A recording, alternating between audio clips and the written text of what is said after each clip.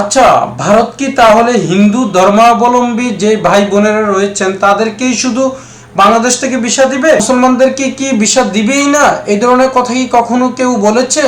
অর্থাৎ যারা ভারতীয় হাইকমিশনার রয়েছেন অথবা ডিপ্লোম্যাটিক যে পার্সনগুলো রয়েছেন অথবা মন্ত্রণালয়ের যে ব্যক্তিবর্গ রয়েছেন, ওনারা কি কখনো এই ধরনের কথা বলেছেন? না, অবশ্যই না। এই ধরনের কথা কখনো কোনো ডিপ্লোম্যাটিক জায়গা থেকে বলা হয়নি, ইভেন ওনাদের রাষ্ট্র থেকেও এই ধরনের কথা বলা হয়নি। তবে কিছু কিছু ভাই যখন বারবার বলেন যে মুসলমানদেরকে ভিসা দেওয়া হবে না, তবে এটা খুব কষ্টদায়ক এই বিষয়টা। কারণ বাংলাদেশে আপনারা জানেন এটা একটা মুসলিম সংখ্যাগরিষ্ঠতার দেশ, তবে এখানে সংখ্যাগরিষ্ঠতার হিসাবে বিবেচনা করা হয় না, যেহেতু আমরা হিন্দু মুসলমান ভাই ভাই হিসেবেই এখানে চলাফেরা করতেছি, করব। কিন্তু এখানে যদি কোনো বিষয় সমস্যা হয়ে থাকে, ধর্মকে কেন্দ্র করে কিন্তু কোনো সমস্যা তৈরি হয়নি এবং কি ভবিষ্যতেও হবে না এই আশা রাখি। তবে কিছু ঘটনা যদি ঘটে থাকে, বিচ্ছিন্ন কোনো ঘটনা, এটার দায়ভার ওই ব্যক্তির এবং কি এটার জন্য রাষ্ট্র তাকে অবশ্যই শাস্তির মুখোমুখি করবে। যদি ধর্মকে কেন্দ্র করে কেউ কোনো উত্তেজনাকর পরিস্থিতি তৈরি করে পরিবেশ গোলাটে করার চেষ্টা করে, কিন্তু পুঁজি করে কোনো ধরনের সহিংসতা ছড়ায়, এটা অবশ্যই নিন্দনীয় কাজ। কারণ পৃথিবীর কোনো ধর্মই বলে না যে সহিংসতা ছড়িয়ে পড়ুক, সবাই এবং কি সব ধর্মই বলে যে শান্তি বিরাজ করুক এবং কি শান্তিতে থাকার জন্য সবাই বলে মিলেমিশে থাকার জন্য সব ধর্মই এটাকে অগ্রাধিকার দেয়। কিন্তু কিছু কিছু ব্যক্তি যখন ধর্মকে পুঁজি করে বিভিন্ন ধরনের সহিংসতা ছড়াতে চায়, এটা কিন্তু অবশ্যই নিন্দনীয় কাজ, এটা সবার কাছে, সব ধর্মের নিকটই। তবে যাই হোক, আমি ধর্মের বিষয়টা এখানে টেনে নিচ্ছি কেন, যেহেতু কিছু কিছু ভাই বারবার বলতেছেন যে মুসলমানদেরকে ভিসা দেওয়া হবে না। দেখেন, কমেন্টে যখন এই ধরনের কথাগুলো বলেন খুব কষ্টদায়ক, কষ্টই লাগে।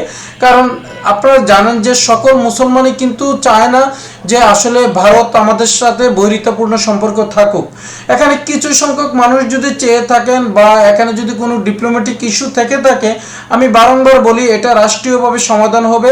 আর কিছু ব্যক্তি যদি এতে কোনো নিজস্বভাবে এগুলো চেয়ে থাকে বৈরিতাপূর্ণ সম্পর্ক, তার এর দায়ও ও নিবে, বা ওই একজন দিয়ে বা দুইজন দিয়ে কিন্তু রাষ্ট্র পরিচালিত হয় না, বা গুটি কয়েক মানুষ দিয়ে কিন্তু হয় না। কারণ আপনারা জানেন বাংলাদেশ একটা ছোট দেশ হলেও জনসংখ্যা কিন্তু প্রায় 20 কোটি। এখানে ভিন্ন মতের ভিন্ন চিন্তাধারার মানুষ কিন্তু আছে।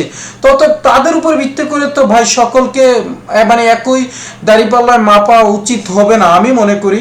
তবে যাই হোক, আমি এতটুকুই বলবো যে ভারতীয় সরকার যেহেতু কখনো বলেনি যে মুসলমানদেরকে ভিসা দেওয়া হবে না বা হিন্দুদেরকে ভিসা দেওয়া হবে, তো অতএব এই নিউজগুলো বা এই ধরনের খবর যদি কেউ বলেও থাকে, এটি সম্পূর্ণ মিথ্যা খবর, এটা আপনি নিশ্চিন্তে থাকতে পারেন। কারণ ভারতীয় সরকার কখনো এই ধরনের কথা বলেনি এবং কি এই ধরনের কথা বলে কোনো ধরনের পরিস্থিতি গোলাটেও করতে কেউ চায়নি। কারণ রাষ্ট্রীয়ভাবে সবাই চায় যে শান্তিতে সবাই বসবাস করুক, শান্তিতে সবাই থাকুক, দুই দেশের সম্পর্কের উন্নয়ন ঘটুক।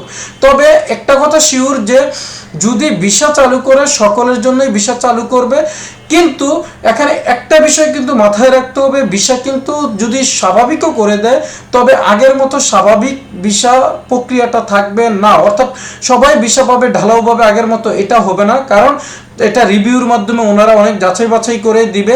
কারণ এটা বাংলাদেশ হলেও কিন্তু এটাই করবে। কারণ কেউই চায় না যে আসলে কোনো একটা দেশে যদি রাজনৈতিক অস্থিতিশীলতা বিরাজ করে অথবা কোনো ধরনের আইন শৃঙ্খলার অবনতি সাময়িকভাবে ঘটে থাকে কোনো একটা কারণকে অথবা কোনো একটা ঘটনাকে ভিত্তি করে, তখন ওই অঞ্চল থেকে ঢালাওভাবে সবাই চলে আসুক।